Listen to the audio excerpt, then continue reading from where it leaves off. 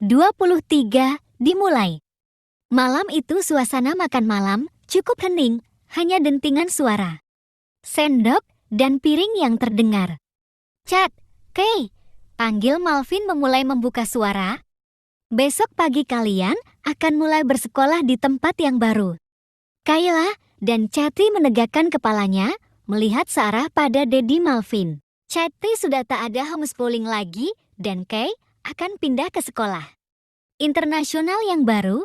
Daddy sudah mengurusnya dan besok kalian bisa berangkat bersama. Tapi, lirik Kay. Kenapa Daddy senaknya begitu? Protes Chatty memotong. Karena kamu harus belajar secara normal.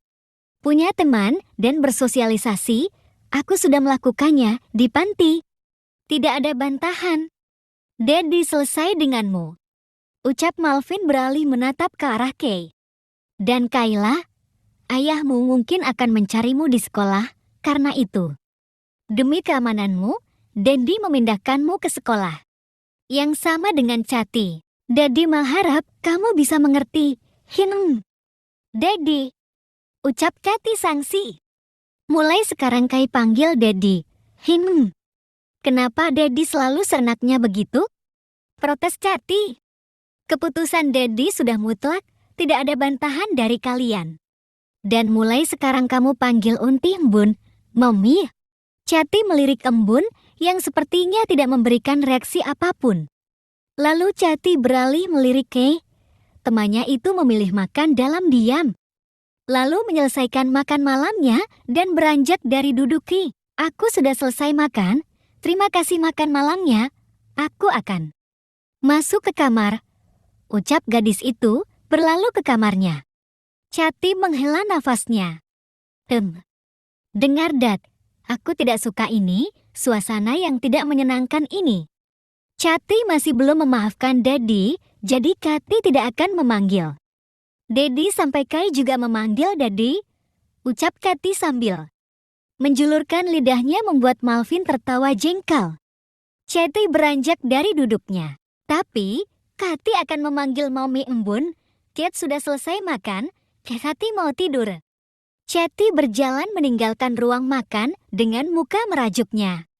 Tentu saja itu ditujukan pada dadinya. Anak itu semakin lama semakin susah diatur, seharusnya memang dia tak pegang ponsel. Gerutu Malvin, kenapa mengambil keputusan sepihak? Ucap Embun pelan. Kenapa? Kamu juga mau protes? Beralih menatap Embun. Tidak membalas Embun lesu. Oh, iya kamu sudah mulai perawatan. Sudah, Kenan yang mengaturnya. Aku hanya mengikuti saja. Apa rencanamu besok? Pagi hanya ke salon yang ditunjuk Kenan. Bagus, besok pagi datanglah ke kantor setelah kamu pulang dari sana. Tidak apa-apakah? Terakhir kali aku ke sana tidak mengenakan. Ucap Embun agak ragu. Telepon aku begitu sampai di lobi. Di sisi lain, Chatty yang berdiri di depan pintu kamar Kay mengetuk. Kay, Chatty masuk ya. Pintu dibuka, Chatty berjalan masuk ke kamar. Di sana Kay sedang belajar. Ada apa, Chat? Kay menoleh. Kamu sedang apa? Chatty berjalan mendekat. Belajar. Kamu sering belajar. Kamu pasti sering ranking 1. Kay tersenyum. Ada apa? Chatty mengambil kursi dan duduk tak jauh dari Kay. Apa kamu tak keberatan dengan keputusan Daddy? Tanya Chatty ragu-ragu. Keputusan yang mana? Pindah sekolah. Tidak. Mungkin di sana aku akan mendapat teman baru. Lagi pula kita satu sekolah, tidak akan sulit. Begitu Chatty manggut-manggut. Apa kamu keberatan? Kay balik bertanya. Tidak, dari dulu Chatty memang ingin satu sekolah dengan Kay, tapi Daddy tidak mengizinkan. Kay tertawa kecil. Sekarang kita akan satu sekolah, Chat. Kay, apa kamu tidak suka memanggil Daddy Mal dengan sebutan Daddy? Kay terdiam sejenak. Aku hanya belum terbiasa. Keesokan paginya, Embun berdiri di depan gedung CRD Court. dengan menatap ragu pada pintu kaca di depannya. Embun mengambil HP-nya perlahan memencet tombol dan menempelkannya di telinga. Aku sudah di depan. Masuklah, Ken ada di lobi. Embun menutup teleponnya dengan memantapkan diri Embun.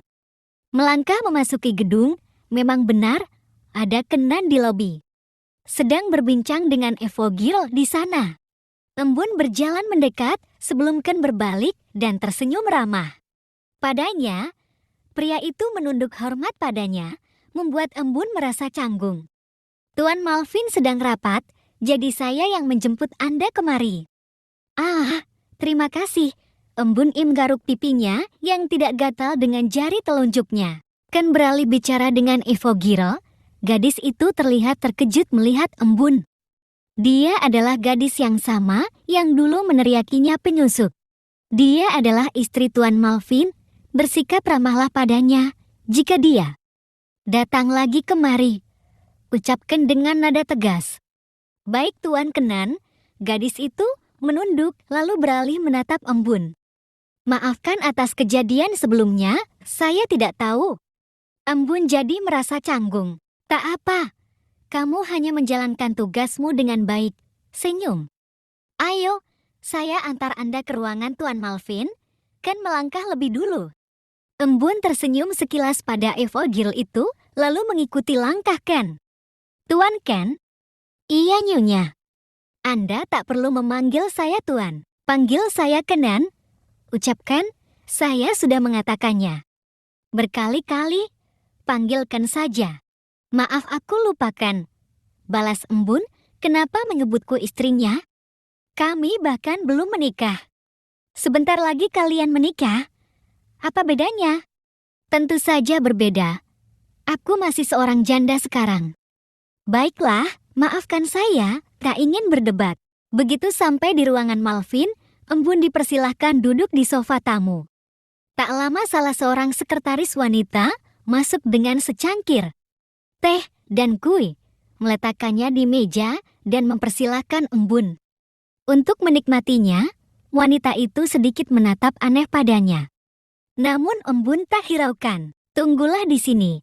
Tuan Malvin akan segera kembali jika butuh.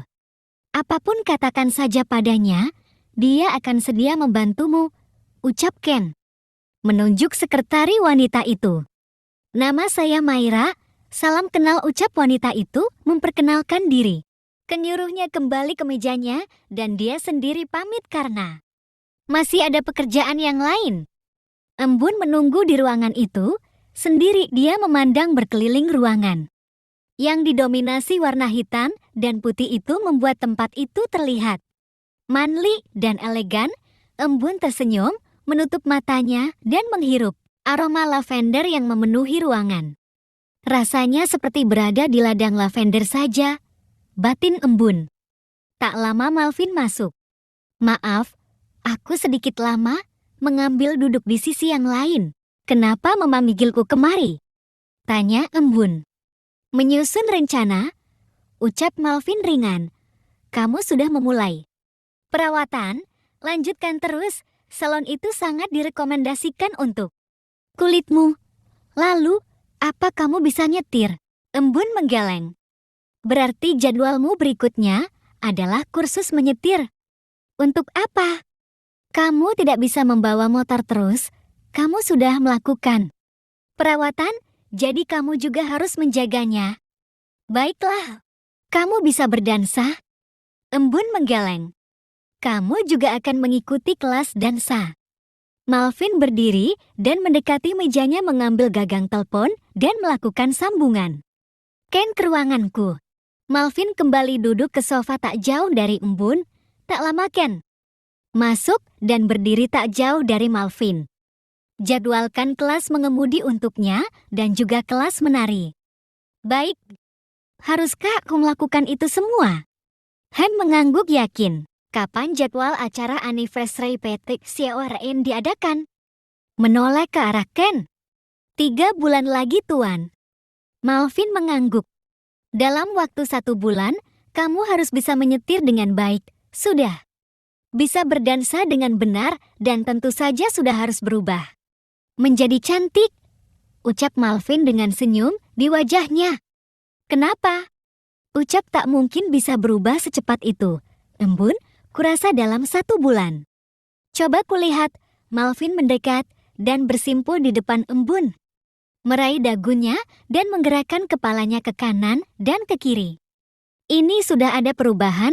Berapa kali kamu melakukan perawatan di sana? 3 kali, jawab Embun. Malvin masih memandang wajah Embun, tangannya juga masih menyentuh dagu Embun. Cut! Mata Embun membola. Bibir Malvin sudah menyisap bibirnya. Embun melirik Ken yang masih berdiri di sana, seolah merasa tak terganggu. Masa bodoh dengan kehadiran Ken. Aku nikmati saja ciuman Malvin, batin. Embun dengan sendirinya Ken keluar dan menutup pintu tanpa suara. Setelah cukup lama berciuman hingga mereka bertukar posisi. Kini Malvin yang duduk di atas sofa yang Embun duduki tadi dan Embun duduk di pangkuan Malvin. Dengan kedua kaki di antaranya, mereka duduk berhadapan, tangan Malvin melingkar di pinggang Embun dan tangan Embun melingkar di leher Malvin. Ciuman berakhir, deru nafas keduanya bersahutan dengan cepat. Pertanda mereka menginginkan lebih. Sabarlah Mal, dia mungkin belum membuka hatinya seutuhnya. Dan restu dari Kay belum kamu dapatkan. Batin Malvin menatap manik mata Embun. Tenangkan dirimu Embun, kalian bahkan belum halal. Pikirkan juga. Bagaimana perasaan Kay? Jangan egois, batin Embun. Entah siapa yang memulai kali ini. Mereka sudah berciuman lagi.